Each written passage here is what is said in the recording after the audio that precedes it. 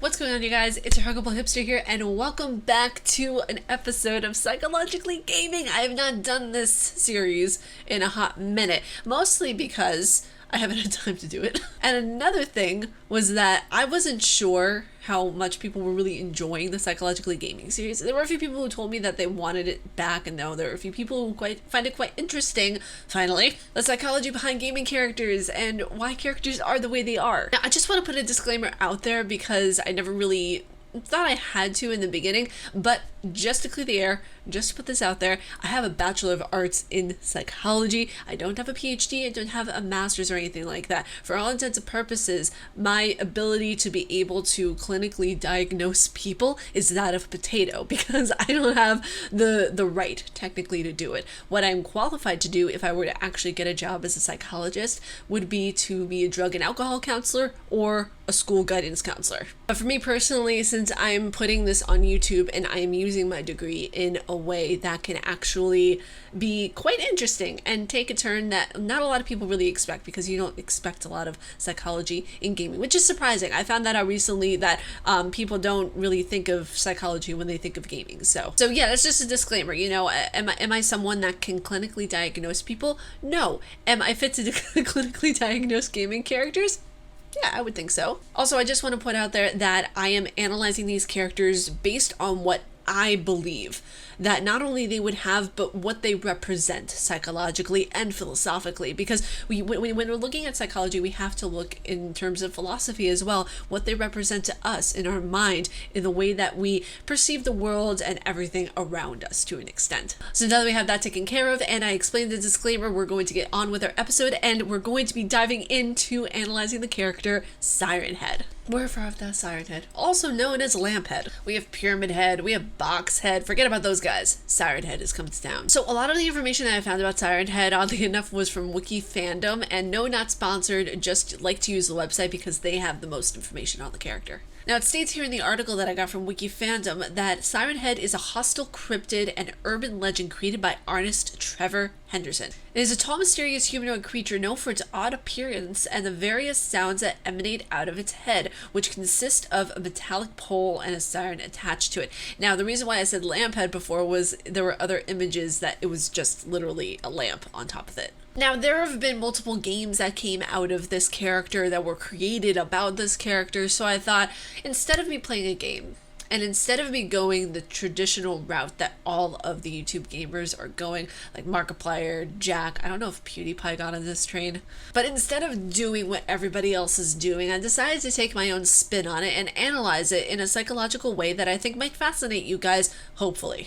Now, it states here in the article that Trevor Henderson also goes into explaining that Siren Head might be packed up with a loose cassette tape and a tape recorder incorporated in its body. This immediately made me think of an auditory memory. Now, for those of you who want the definition of what an auditory memory or an echo short-term memory is, here it is. Now, to give you guys a clear definition, an echoic memory is a sensory memory that registers to a specific auditory information. Once an auditory stimulus is heard, it is stored in a memory so it can be processed and understood. Unlike visual memories where our eyes can scan over a stimuli over and over, the auditory memory cannot be scanned over and over. So it stays there in the brain and can actually be heard if a stimuli closely related to that memory is occurring again or is heard again. Now, the reason why I feel like this really resonates with Siren Head to a degree is that it clearly states over here that Trevor Henderson goes into explaining that Siren Head might be packed up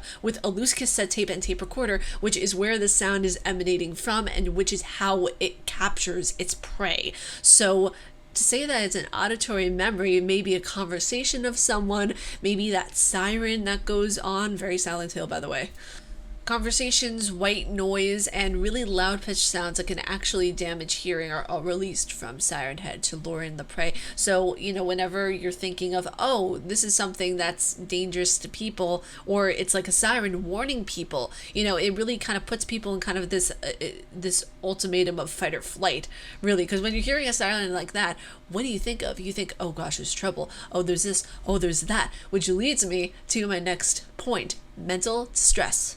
Person who actually is showing signs of mental distress, as stated in psychiatry and scholarly articles, show signs of depression, rage, hallucinations without actually being ill in the most traditional sense. So what this character might be doing, and again, this is just my own personal theory, is that they might be sending out these sirens, these signals, these conversations or white noise to mentally distress a person enough of where they are easier to capture. I mean, if we're going along with this theory, you have to think about the fact that Siren Head is actually quite smart. The fact that it can cause mental distress with a conversation or white noise, or, you know, a siren that can cause hearing damage, making the person go completely mad from either hallucinations or just feeling angry, raging out, doing something that they normally wouldn't do in a clinical circumstance or a traditional circumstance. Something I found interesting in this article, what made me kind of go like, oh, this is more mental than actually physical. Siren Head is constantly changing manifestation, which almost always appears in different victims' views of Siren Head. So it's completely subjective how someone might view this monster. It's not just a siren going be-doo, be-doo, be-doo. Someone might hear a past conversation or argument that they had with someone. Someone might hear a white noise. Someone might just hear a plain old siren. It's completely individualistic what the person hears from Siren Head. Now, there are also some powers and abilities that I found that Siren Head actually has, of where it's able to mimic, obviously, but to the extent of broadcasts, different radio stations, different sounds that appear normal to other people, which gave me another idea that it's kind of creating this false sense of security in a way of like, oh no, I'm harmless.